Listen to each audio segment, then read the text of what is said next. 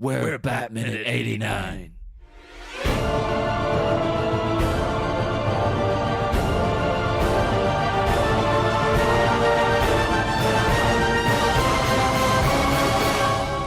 Hello, and welcome back to Bat Minutes 89, the podcast where we analyze, scrutinize, and stand atop huge towering structures to gaze at the ending of Tim Burton's 1989 Batman film, 1 minute at a time.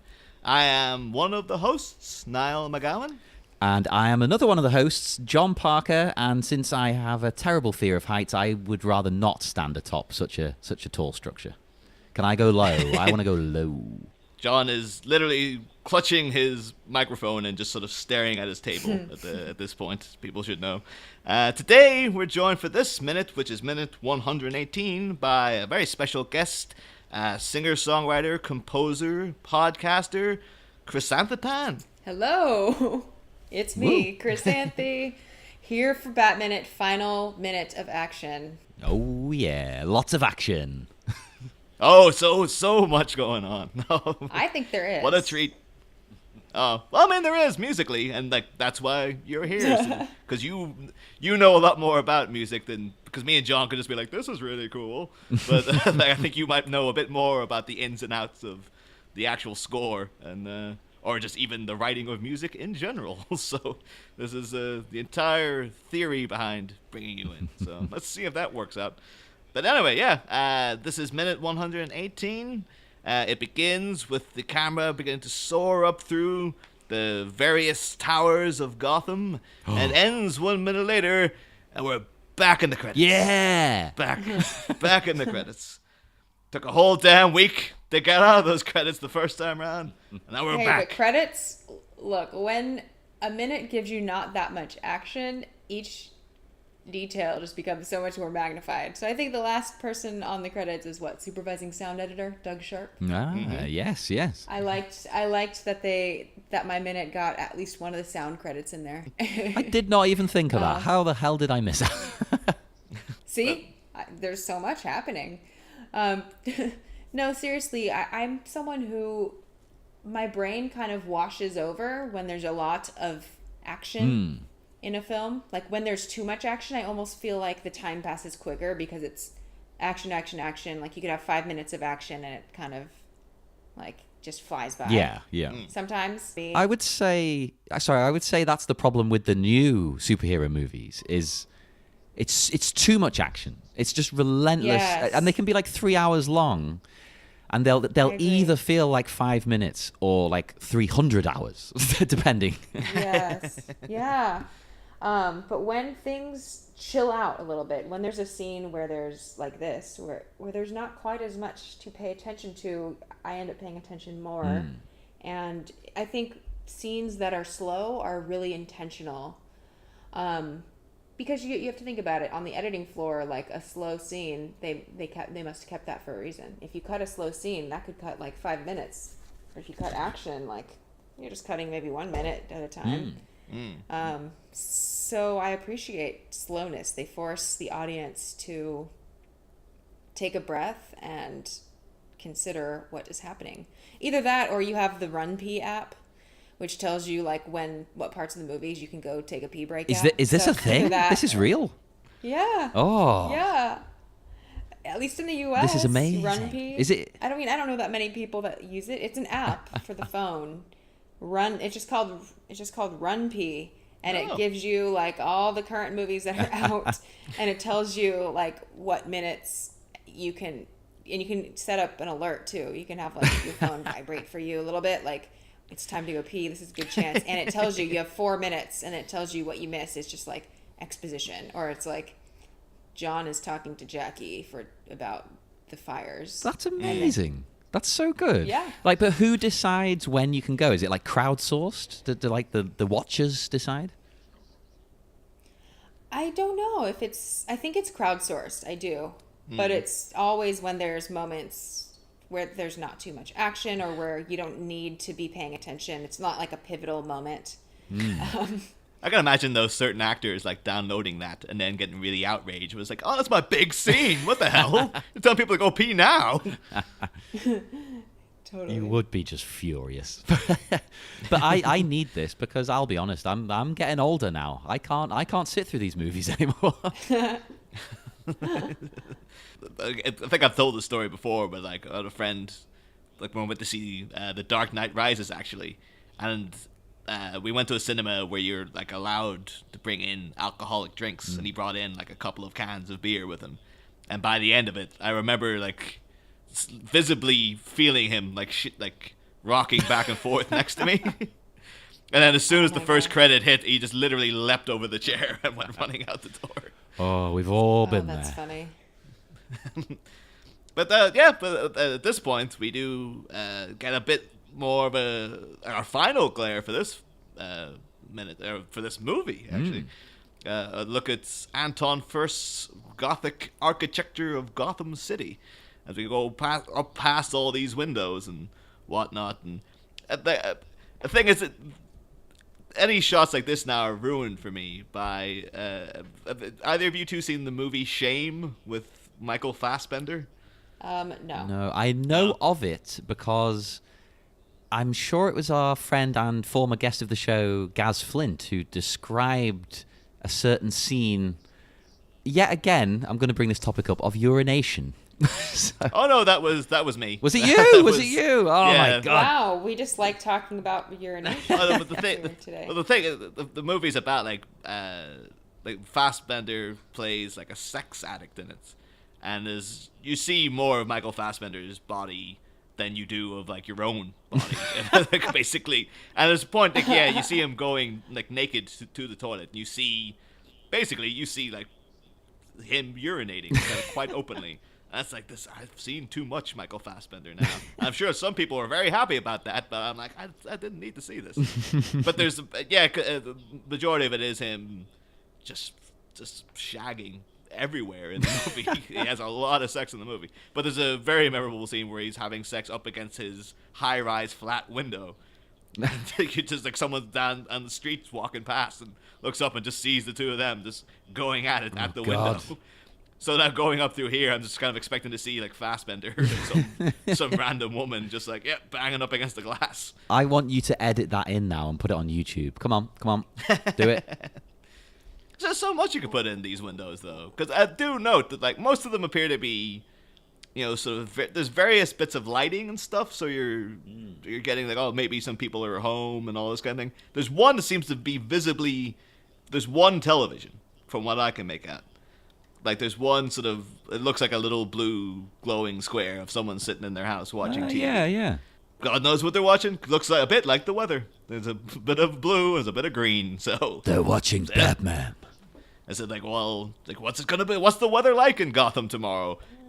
It's probably people watching TV, but they're, like, watching a news report that's showing the bat signal that they could just be step outside and see. Yes, that feels right. That's very modern. Like they're seeing it on their screen. Like it's the same thing that happens here. I mean, I do the same thing. I'll be like online or on TV being like, wow, this is happening in my city right now. You could just go and see it. But. Interesting. Actually, because you're an LA resident, aren't you, Chrysanthe? Yes. Yeah. But yes. Did you see? Because I know during the year. They actually had a bat signal in L.A. in tribute to Adam West after he passed. There was a big old ceremony. Apparently, it was the mayor, Eric Garcetti, is that what I want to say? Burt Ward and Lee Merriweather, who obviously played, Robin and Catwoman, respectively. And they went and, they blasted a bat signal, like spotlight, onto the side of a building. And so did you know anything about that, or did anyone care, or I saw about it online. I did not go. Oh. Also, keep in mind, LA is huge, so like people never leave their pocket, basically. Like if I'm pretty sure, like I have a feeling that was probably on a different side of town or something. It would have been like, who knows if there were traffic, that could take. Gosh, I wanted to go to a coffee shop, and just to get there at 4 p.m., I was like, oh, the traffic says an hour and a half to 2.5 hours. Oh, my God. That's not. You can get across half our country in that time. I did watch the YouTube clip, and it takes an unfortunate turn at the end because you can tell it's going to be bad.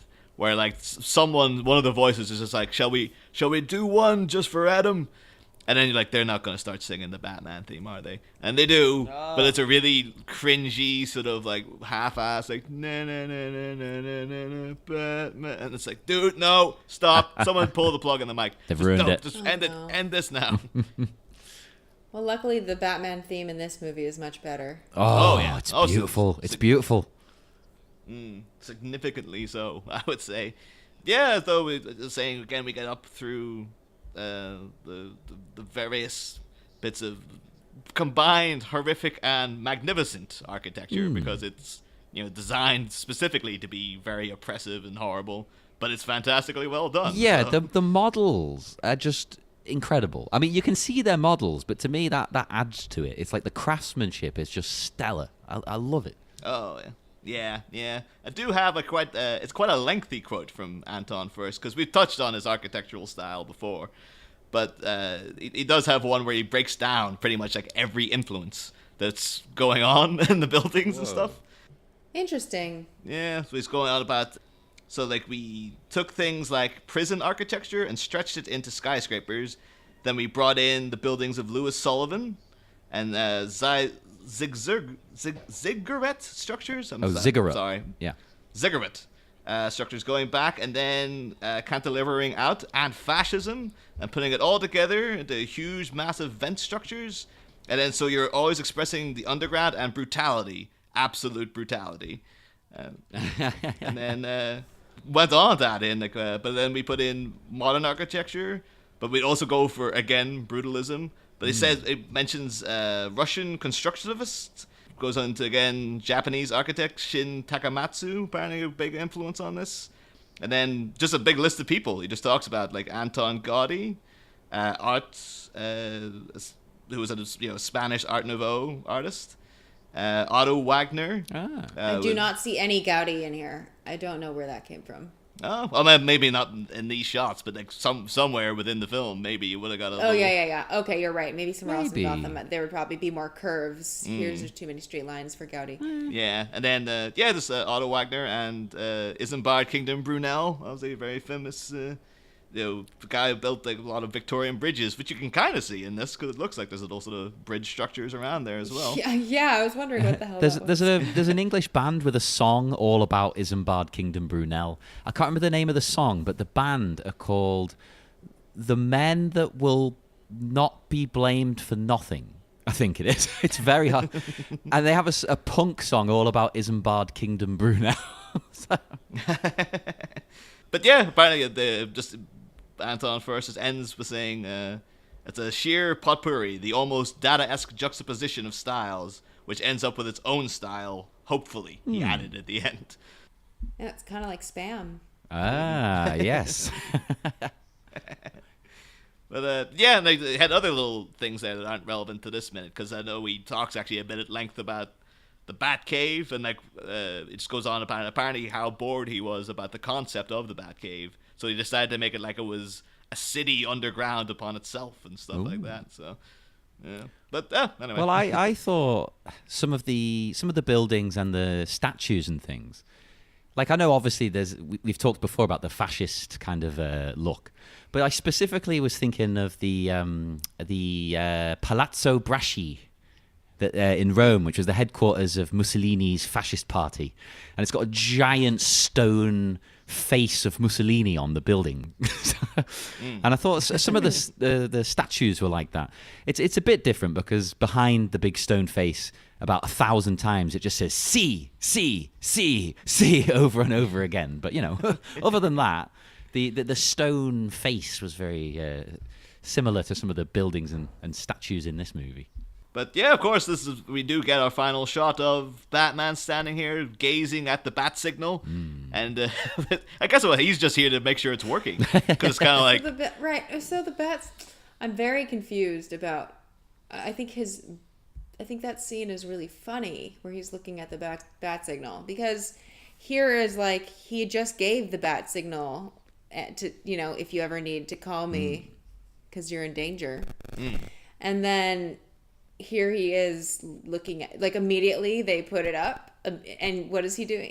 Does this mean there's danger? Or to me, it just looked like he's looking up at the bat signal, admiring, like celebrating. It looks like a celebratory, and his chin's kind of pointed up a little bit too. So it's not even like the bat signal is projecting. So he's looking down and just keeping watch. He's like standing there, not even crouching. He's like standing there proudly, just looking at just admiring it. It's so funny. It's weird. It's really fun. And then I'm confused because, I mean, this was the last minute, but this is, right before this, what happens is Vicky Vale's driving away with Alfred. He's like, he's going to be a while. Yeah.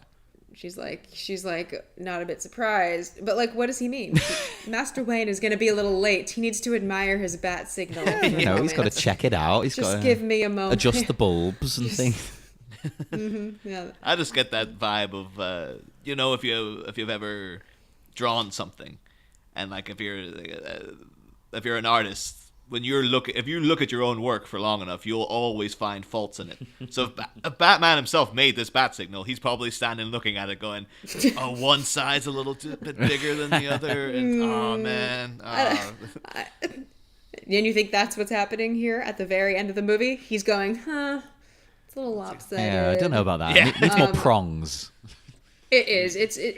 But it is. I think in this case, it's more just admiring. Then I mean, my brain just goes to weird places. It just makes me think, like, okay, is this a false alarm? Like, they shouldn't be just throwing around the bat signal willy-nilly. Yeah. Now it's gonna be Boy Who Cries Wolf. Now next time they put up a bat signal, how's he gonna know if they need something or if they're celebrating something? They need to be a little bit more. They need to reel it in on the bat signal. Maybe this is just the debut. So this is the one exception, and I hope so. That's what I was thinking. That he must have said to them, right? Okay, test it out first because I want to make sure this thing's fine. Because, I mean, logically, he should be going, oh, there's danger, and rushing off. In fact, that would be a good end to the movie if there was danger. There was a hint at a new villain. And then, they shine the thing, and Batman leaps into action, and the movie ends. That would be great. Well, you say that. That actually is the end of Mask of the Phantasm. It's very similar ending, but it's, we've talked at great length about how great Mask of the Phantasm is. But yeah, that has starts off in a very similar way of you get a kick into a reprise of the main score of that, and the camera goes up through the gothic buildings of Gotham, and that one Batman is standing sort of head down because that's actually a very melancholic ending. It's not a happy ending, the Mask of the Phantasm, and he's standing there. There's no signal, and then the signal comes on beside him, or like he noses it like a few feet away. And the main score kicks in, and then he does, throws back his cape, takes out the grappling hook, and then just zips into action, and that's the end of the movie. And it's a great ending. But I guess maybe like any idea of like, well, we can't have him jump off and use a grappling hook here because it's live action. It's the 1989 movie, so he can barely move, quite frankly. Yeah. And there's no chance of him being able to film that. So, just standing there. He's just got to stand there. I think it works though because, he looks triumphant. He looks, he's achieved his goal, and it also sends the message, that the Batman is here to stay. Yeah. And it'll be setting up like a kind of mirroring in the end of Batman Returns when it goes up and the bat signal goes off in the sky, but it's Catwoman's watching it, and that obviously that also has a very melancholic ending to that movie. So this is like the one Burton moment of his duo films where it's like, this is Batman standing triumphantly, whereas like he'll end the Burton saga on a very like, it didn't really work out for him. But, no, it's a bit of a bummer ending. Although I will say that the Triumphant, the track that we're on for this is, I guess, the finale, and as we are starting the minute and panning up the building, we have that really triumphant theme where it's like a very classic like fanfare type, you know what I mean? Yeah. Up, it's the that it's like so not Batman. Yeah, it's like two. And then it goes like in a major key, and then it pans up, and it's like.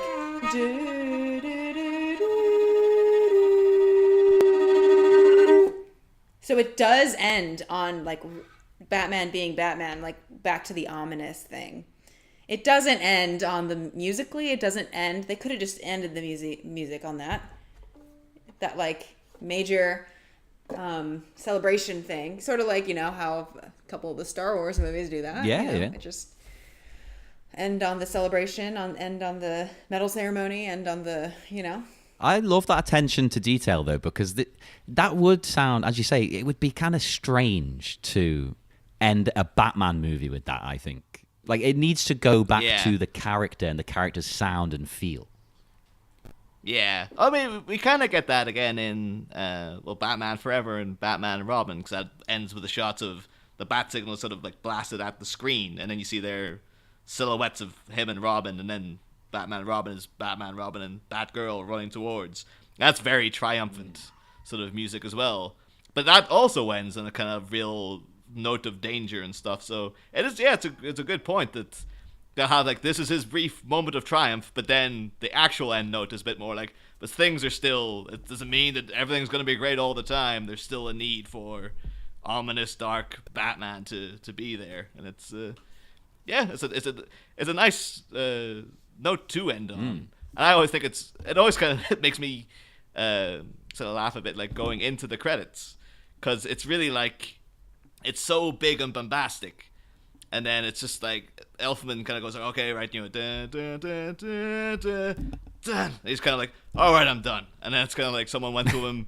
You know, you got to do the end credits now, right? And he's like, has to go rev everything right back up again instantaneously without even giving himself like 2 seconds to breathe.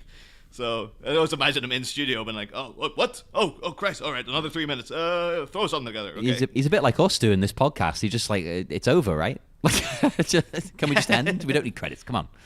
But yeah. I will note as well, actually, I remember way back during like the museum escape, John, you noted at one point there's a shot of Batman run down the street, and you said his cape looked really cheap. In this shot, it looks really cheap here. It looks like this doesn't look like the proper Batman costume. No, like I'm thinking from a distance, it looks like it looks fine, but looking at it now, it looks like when you can see the light refracting on it, that looks like a costume shop vampire cape. Well, you know why that'll be though, right? Harsh. You know why that'll be? It's because they'll want it to be a much thinner cape to make it flap around easier. Because they want it to flap in the breeze. Whereas that other cape, sometimes it looks heavy. It depends. Like, I think that, I mean, we've seen shots of him in different kind of iterations of the costume, slightly different things. So there's different capes. Yeah, I just wonder though, like they're trying to make that cape flap a little bit. So I'm wondering, they've got some, like this, I'm going to go out on a limb and say that's not Michael Keaton standing there. Probably not. No. That's probably like David Lee was the main stunt guy. Or there was the other fella, what's his name? There's a guy they brought in specifically to do Carl Newman, yeah. They brought him in specifically to do cape swishing. So whose department does this fall under? It's like, no, we need David Lee. It's like, no, but the cape's got to flap a little bit, so we need Carl here to do that. But then him, like one of those two having to stand up in a thing, and then them having big fans just blowing at him, and him probably having to stand there just like, all right, don't fall over, don't fall over, don't fall over. Ah! That sounds about right. But but this is the last shot of the movie. This is the last shot of actual footage, as it were. Batman presumably here looking at the bat signal and noticing that, as we covered way back when we were talking about the bat symbol in his suit that has two little extra prongs at the bottom, probably looking at that and going, oh, I forgot that was it. Oh, I'm gonna have to look cool. It's either got the choice now of like, well, I could either give them another bat signal, or I'm gonna have to alter the logo on my suit. I know it's gonna be cheaper. So that's the perfect explanation as to why he's got a different symbol on his suit in Batman Returns.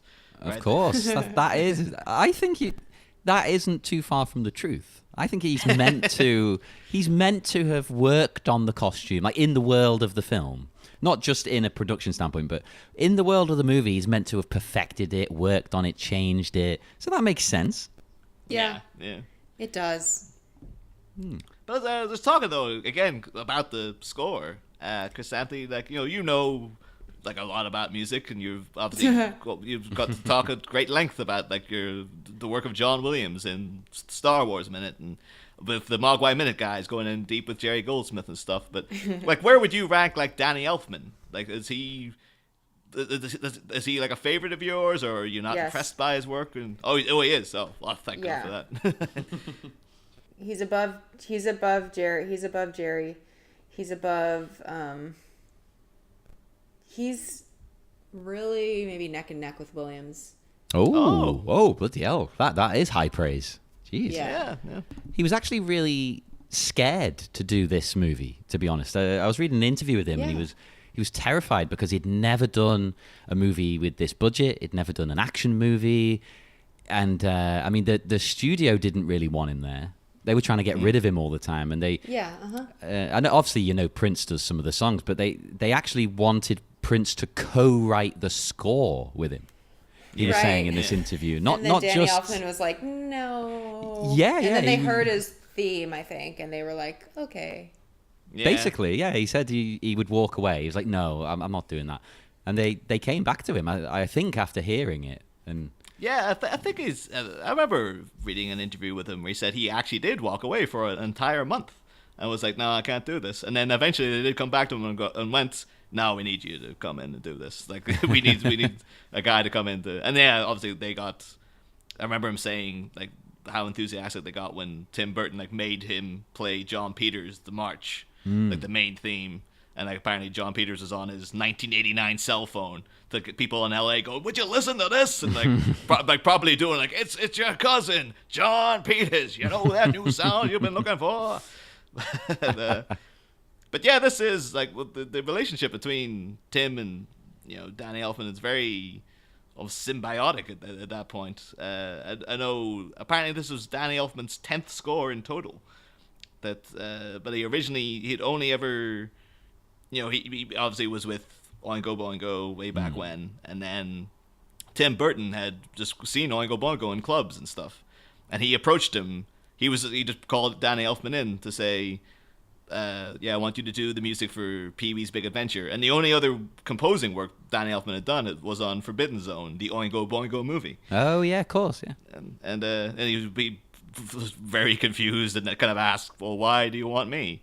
And Tim Burton was like, I just think you could do it. I just think you've got a cinematic sound. And and then he sent in a demo tape for Pee-wee's Big Adventure, got the job, and then all of a sudden he was in demand.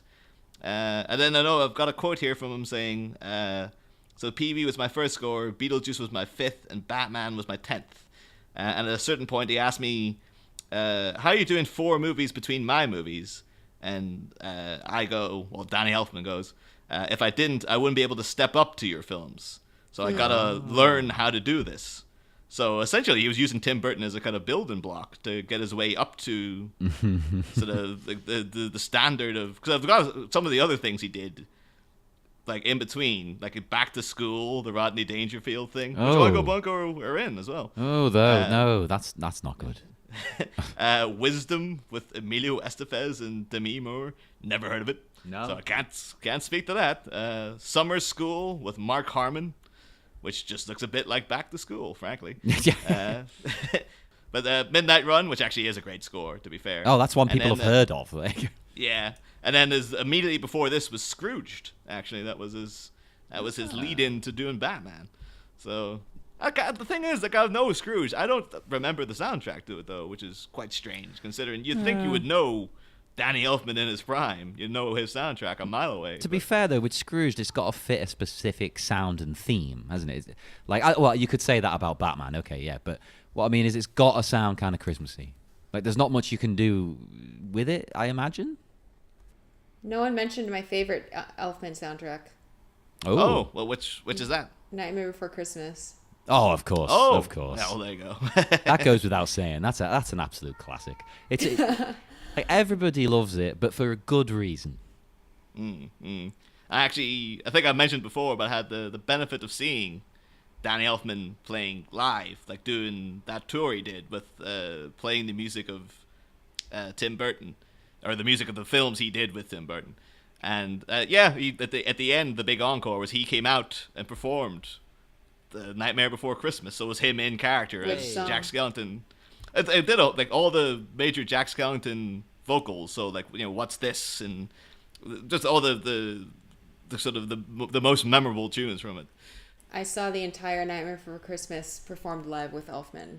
Oh, amazing. With an orchestra, and the whole movie projected, and it was Tim Burton, sorry, not Tim Burton, Danny Elfman, and like a lot of the original cast doing their voices.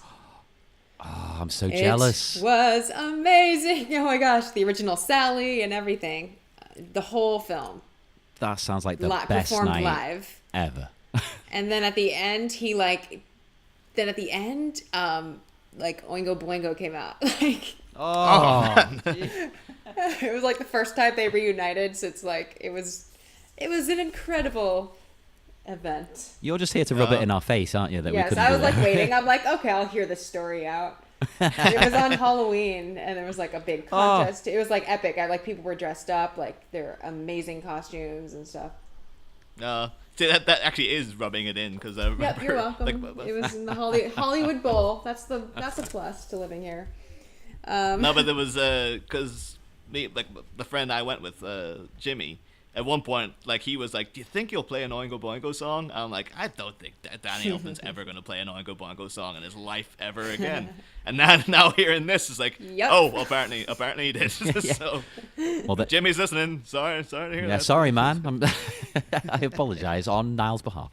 I had a question as well, because I was reading about the score, obviously, and it was saying how he finished it a month before the film's release. Now, to me, that sounds incredibly tight, but is that normal? It's not normal. It is incredibly tight. He's basically Giacchinoing it. Like, that's very stressful. Yeah, I thought obviously you'd want as much footage as possible, but a month before? That's crazy.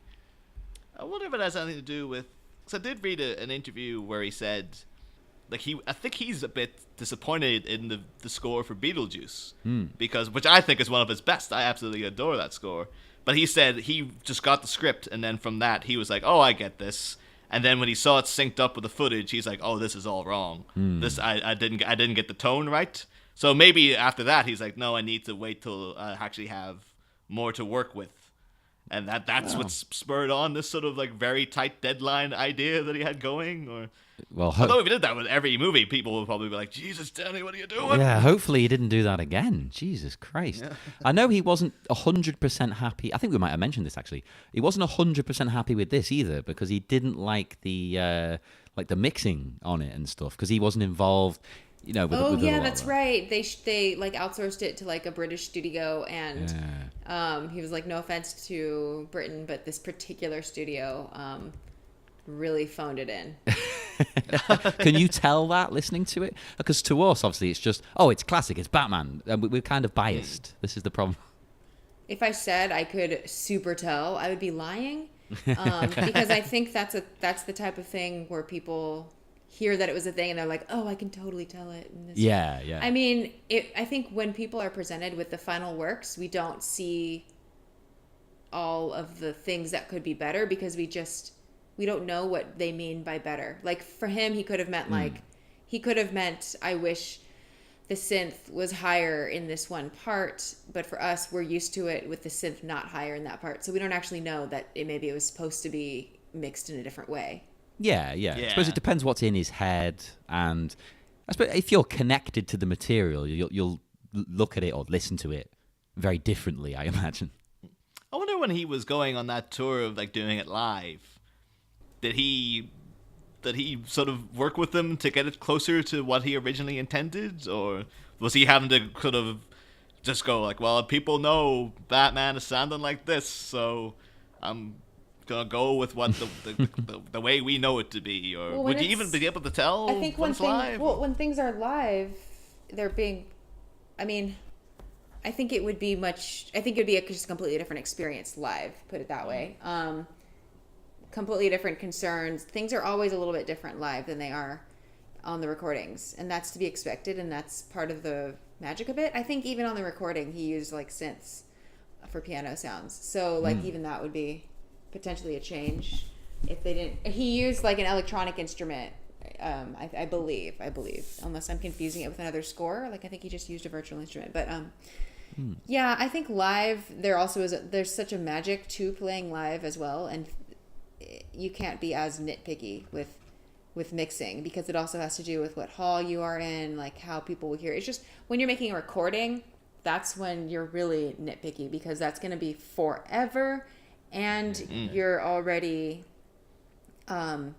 taking into account what kind of room or hall you want it to sound in. I don't know if that makes sense. Yeah, no, that makes sense. Yeah, because like some recordings might sound like they're played in a freaking church hall, and you'll hear lots of echoes, and then some of them will be more dead, and it's supposed to sound more like you're in a garage or something. So listening to recording gives listeners an automatic sense of what space they're in, even if they're not actually in that space when they're listening to it on their headphones or whatever. It kind of gives a sense. Like if you were to hear a theme played in the Notre Dame Cathedral, that would sound much different than if you're going to play it in a small apartment room.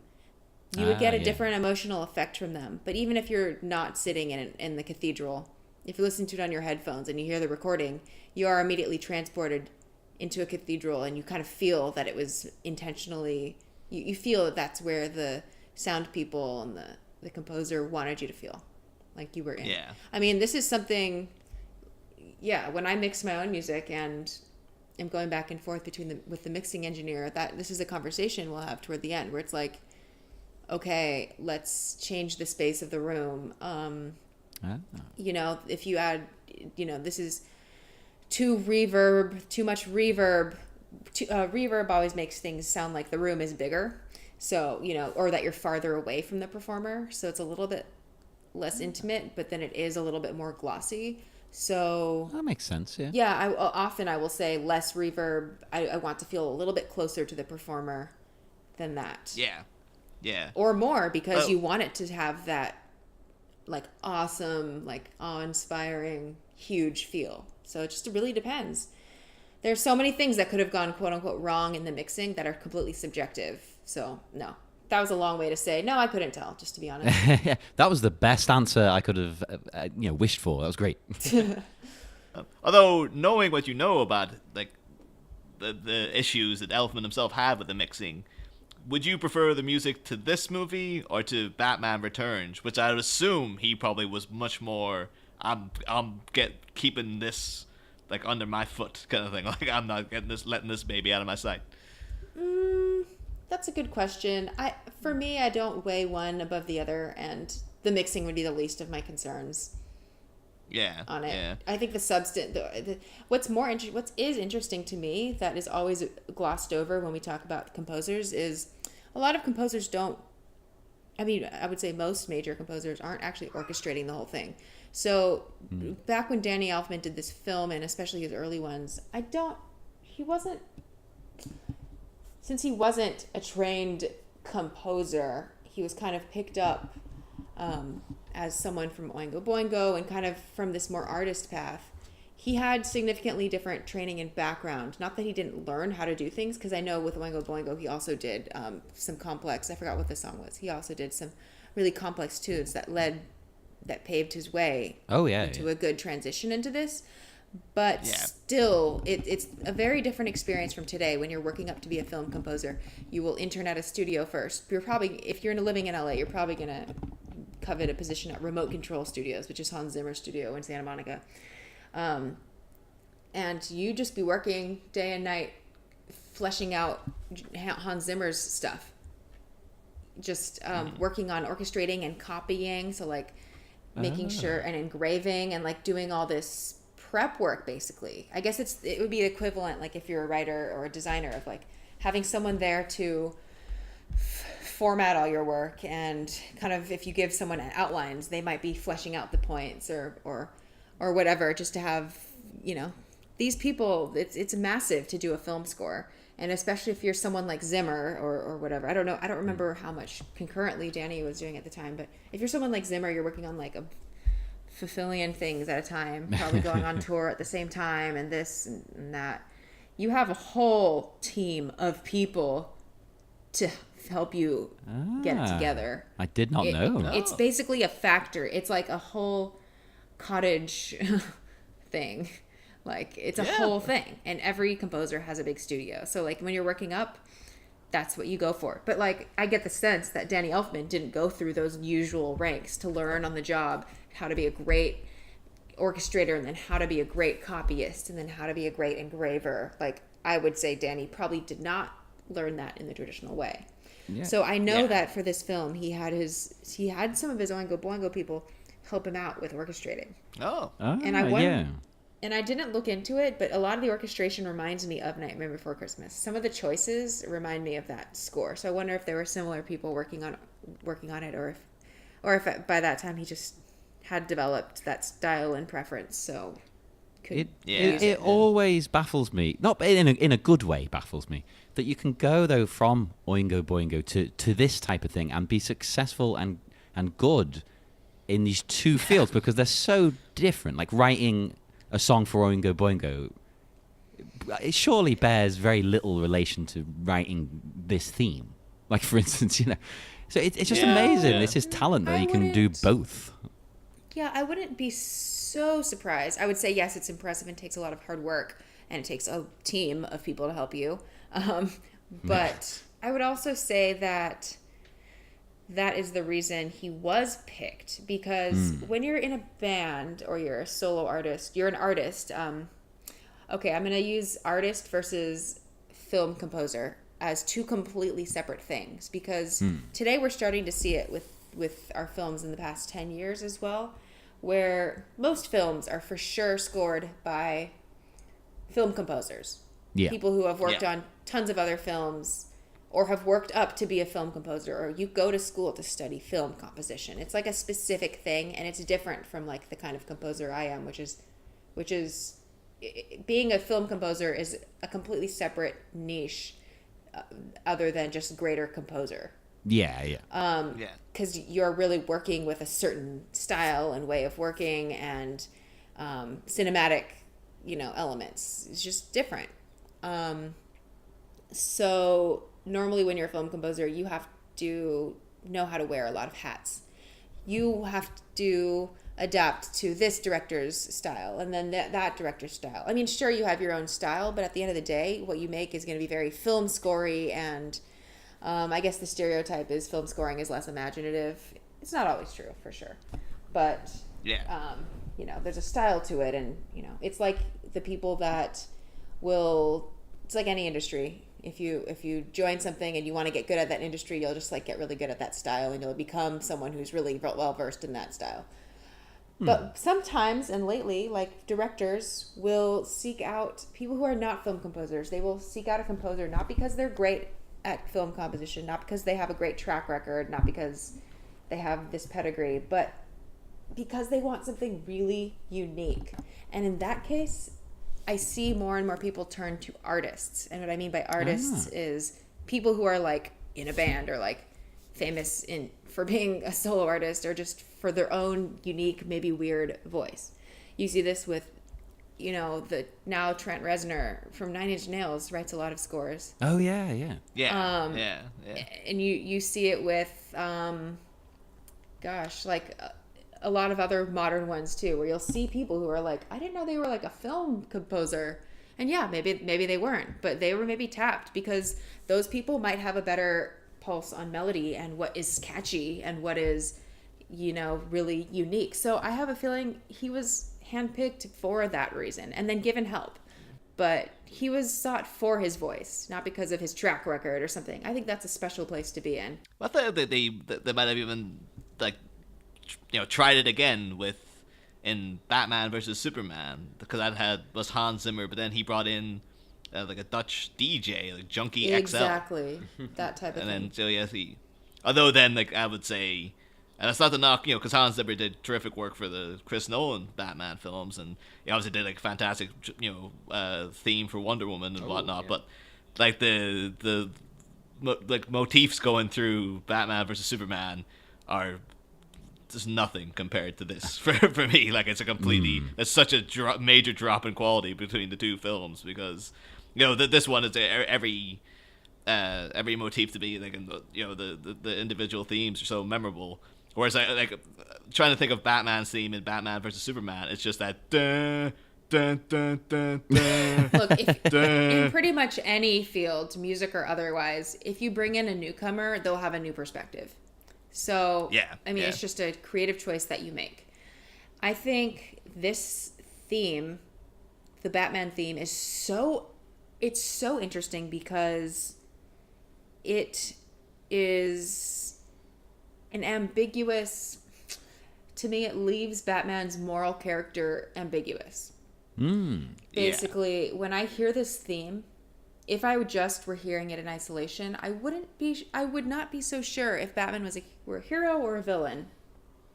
Yeah, it could work for a villainous character, definitely. It's kind of unusual for a heroic theme to be in a minor key and to be so relentlessly in that mode. And this one is like C minor all the way.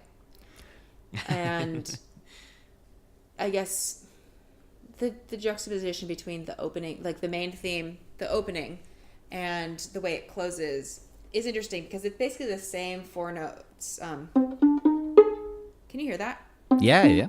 Oh, yeah. Okay. So in the opening theme, it actually goes down to a really surprising 6th note. 1, 2, 3. That's a really surprising note.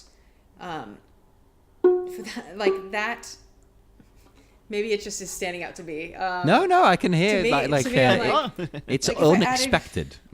It is unexpected. It goes from C minor to D major, C minor to D major. So it's like. So if I outline the chord, it's like.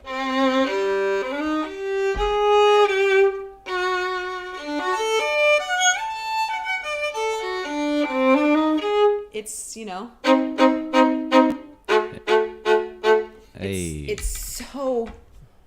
it's so interesting and like messes with your brain a little bit, and they play with it throughout the whole score. Though, of course it's a motif, so it comes up a ton. And at the end, though, they don't go down to that D major. At the end, they just end solidly on. And then it's like. And then that's the end of and then that's the credits. But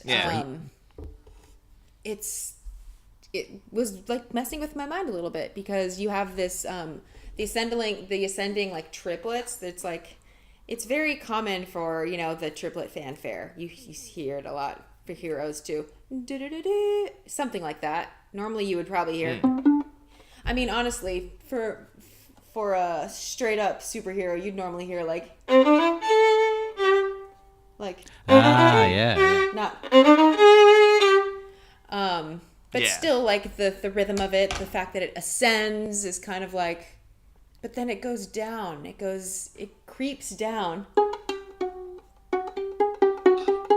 It's so beautiful and amazing. I love that about it, that they don't feel the need in this movie to just push him as he's a hero, he's a good guy, you love him. Like you do like him, but obviously he's got that dark edge. Yes. Without being too, let's say, a bit like the newer movies. I don't want to hate on them because I don't hate them. It's just that the new ones, they're too dark though. It's just relentless, isn't it? Whereas this character, he's more kind of walking a tightrope. Like he's a hero, but there's something not right about him, like this is a destructive path hero to follow. Yeah, he's complex. He is. Oh yeah, it is a destructive path for him personally. Like he's maybe a hero to those who are benefiting from him, but he himself has got to be completely destroyed inside. So I think I appreciate when complexity is, when a character, especially a hero, is allowed to be complex. I never like when things are 100% good or bad, which is why I'm so vocal about not liking the Jedi Council. But do you like The Last Jedi then? Because that plays with that kind of dual thing. For a minute, it makes you think, well, maybe Rey's gonna turn a little bit evil. Maybe Kylo's gonna turn a little bit good. Flirts with the idea. I think everyone has both inside of them, and I think I loved The Last Jedi, and I loved how they made you question the council, and yes, I thought it was amazing. I loved it. I will staunchly defend that. Every silly point of that movie that everyone thought was ridiculous, except maybe not Porgs to the same extent, but still, like, whatever. But even Leia Poppins. So yeah. Anyway. Hey, Leia flying like that is my. I don't care if I'm going to get hate mail for this, right? It's my favorite shot in Star Wars since the original ones. It's better than anything in the prequels, better than anything in any of the new ones.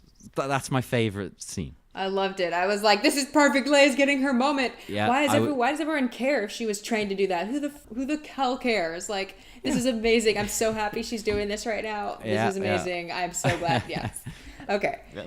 I will add a little caveat at the end of that. If people are going to send hate mail, send it to John Parker's personal email address. Don't send it to Batman at 89 Send it to 8-Day Greedo. Send it to 8-Day Greedo. Yes.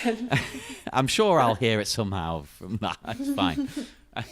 But with regards to Batman, anyway, should we look at some of the credits maybe? We might as well glaze over them because we're going. This is deep into one single episode. Yeah, bloody hell, the time we're running here. Jeez. Well, I don't want to go into every credit anyway because that's insane. That's stupid. Yeah. Well, let's see. Popping up though. First credits, co-starring Jerry Hall. Legitimately, almost forgot she was in this movie. Well, it was a long time ago she was in it. To be fair, in our world, we've been doing this for months. Then, of course, directly beneath her, much more significant character for us, Tracy Walter. There's Bob the Goon, getting his finally getting his credit. So hey, go Tracy. And then after that we go into who is it next? It's Lee Wallace, Mayor Borg, and William Hookins, Billy Hoots. Getting their little shout-outs there. Well, with the rest of the credits, I mean, we don't have to go in order, but let's just pick out ones we found intriguing. Now, I saw Peter McDonald, the second unit director, so I thought, he might be an interesting guy to look at. So I researched him, and he's worked on a lot of great movies, often as the second unit director. He's done a few different roles, but usually that. He's done this, obviously. He's done Empire Strikes Back. He's done Superman, 3 different Harry Potter movies, but he did also work on Solar Babies. So that's a very different film. But he directed Rambo 3, weirdly. He was a director for that. And I got a really good quote here from him that I liked, because he said, I started it without any preparation, because Russell Mulcahy, Rambo 3's original director, left after 2 weeks. So I came into it totally ill-prepared. I was directing the second unit on the film. Literally the day before I left America to start Rambo 3, I'd finished photographing a film, Shag, in America, came to Israel thinking I was going to do second unit, which I could slowly get into, and within a week I was directing one of the most expensive movies ever made. So it's like, whoa, that's a pretty big promotion overnight. I know, because I looked a little bit into him as well. And I know that beyond Rambo 3, he also directed Never Ending Story 3. Which is like, this guy's got a knack for the third movies, apparently. Yeah. But he also directed something called The Extreme Adventures of Super Dave, which is... is that Funkhauser? Yeah, that's the thing. Bob Einstein, Marty Funkhauser. From Curb Your Enthusiasm. I was like, holy crap. But the thing is, it looks like it's going to be like a really silly, stupid, terrible movie. And then you actually read the description is Super Dave Osborne, our accident-prone stuntman heroes, comes out of a self-imposed retirement to raise money for his new girlfriend's son's heart operation. I was like, that sounds like a really depressing movie. Like, not depressing, at least far too much potential to go very schmaltzy. So I'm not a fan of schmaltz. So No offense to Well- Peter MacDonald, I may steer clear of Super Dave. Well, do you want an everything's connected moment? Because I have one. I'm wondering if it's the same one that I have. It probably is. It probably is. See.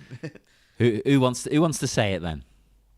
Let's have a crack. Does it involve an overweight Joker goon by any chance? Oh no. Okay, Oh, I'll it's a say different one mine then. then. My everything's connected moment is it's involving Peter MacDonald because he was connecting it to this movie, Prince. Peter MacDonald was the producer on Graffiti Bridge. Oh, well, there you go. There you go. Everything's connected. Hashtag. I wonder if there's any like talking in between them, between the two movies. Would they have ever an occasion to bump into each other? Or Maybe he got Prince the gig on this. Yeah. it's like, Prince, don't worry, I'll pull some strings for you, man. I know a guy who can do the music. It'll be great. No, mine's was that our favorite overweight Joker goon. That's not us just being mean, Chrysanthe. He's literally called overweight Joker goon. Yeah, that's his name. But yeah, Mac McDonald. He apparently is the voice of Mrs. Rockchewer in The Neverending Story 3. And I was like, oh, for like Mac McDonald, Peter MacDonald. Apparently, no relation. So, but like Mac McDonald pops in a lot of these movies as well, because the film that Danny Elfman scored directly after this, Nightbreed, of course, we've mentioned before, also features Mac McDonald. So, there you go. Only other credits, because I know we'll be talking a lot more about the credits the rest of the week, but I did do a little bit on Derek Cracknell, who was the first assistant director, and apparently he's also he was 2 years away from death at this point. 1935 to 1991, and his last job was King Ralph, which we've mentioned several times on the show recently. Yeah, repeatedly. And he also worked on Aliens, Santa Claus the movie, Supergirl, Krull, Clockwork Orange, 2001, and the non-Pink Panther Inspector Clouseau movie, A Shot in the Dark. So it's not a pretty illustrious career, that guy. But yeah, good going. Yeah. Much better than mine. But yeah, and that's again, because we'll be talking about these credits the rest of the week. So, do either of you two? Do you have anyone else you want to bring up, or no one else? I just tend to look at names more than anything in an analytical way, because names normally I don't know any of the names. I noted that 2/3 of the big names at the top were behind the green glass door. Which means they have double letters. I see. Yeah. So, Jerry Hall, 2 R's, 2 L's, Lee Wallace, 2 E's, 2 L's, William Hootkins, Derek Meddings, 2 D's. Anyway, that is just something I think about all the time when I see names. Are there double letters? Because that means they're behind. That's the game you play. Is your name behind the green glass? Sorry, that's my cat playing my violin. That's even better. As a cat lover, a cat playing a musical instrument is just the best thing I've ever heard. That's great. Well, I'm gonna have to check that string because she's biting the string, like that's how she's plucking it. Thank you, Anakin. Oh. All right. It's Anakin, no! Annie. It's my little Annie. Anyway, that's a good note to end on. Yes. She always steals the show. That is perfect. Yeah, but we would usually ask the guest, do you have any history with this movie in particular you want to talk about, Chrysanthe? Or do you have a memory of I don't have history of this movie because it was like before I was old enough to be conscious. But I do. My first Batman memory in general was being at Universal. It's like such a vague memory, but I think it's true. I think I was at Universal Studios or some theme park with my family as a kid, and I think there was a show where Poison Ivy was there, and I think it was like Uma Thurman's Poison Ivy. So I think it was like I have vague memories of Uma Thurman. Oh, that'd be cool. That's my first Batman memory is Uma Thurman. That's a good memory to have because it really I know is. people might not be as into that movie, but she is great. She's just chewing the scenery. She's loving it. Oh, we actually had some Uma Thurman love recently from Susan from The Shining 237. I remember she went on a little mini tirade about how much she loves Uma Thurman and Batman and Robin. So yeah, we know. I like her in a lot of stuff. I was on Tarantino Minute, and we got to talk a lot about her as in Pulp Fiction. So great. Before we head into the dark, dark night, though, Chrysanthe, where can our good listeners find you online if they want to, listen to your work or send you a tweet or whatever? Yes, I'm Chrysanthe Tan at everything. So chrysanthetan.com. I'm on Twitter at Chrysanthe Tan, Instagram, Facebook, Snapchat even. I have a bunch of music on Spotify if you just look up my name. And iTunes and all those normal places. I also have a Patreon. patreon.com/Chrysanthe Tan, which is a lot of fun. And I have a new podcast out called Underscore. It's a music podcast. It explores really innovative artists. Like we interview innovative artists and then debate topics in the music world. So do cell phones belong at concerts, etc. That's a very good discussion to have, because that is a very big topic right now. That was our discussion last time, and our discussion, we're recording again tomorrow, so I can give it away since no one will hear it by tomorrow. No one will hear this by tomorrow. So we're gonna discuss, is there such thing as good music or bad music?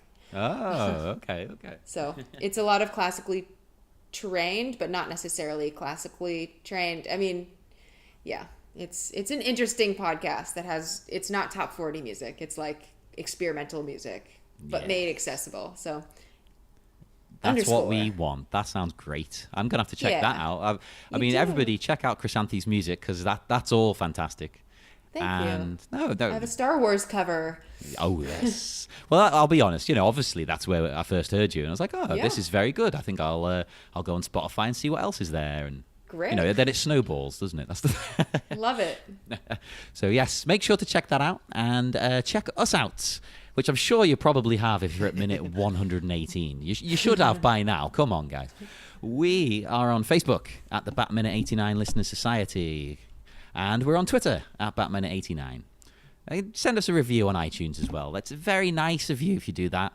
Very, very nice. And I will thank you in person. I will come around to your house and I will shake your hand and I will thank you. I'll buy you a drink. So do that. And join us again. Niall, what day is this episode? I'm out of sync. This is Monday.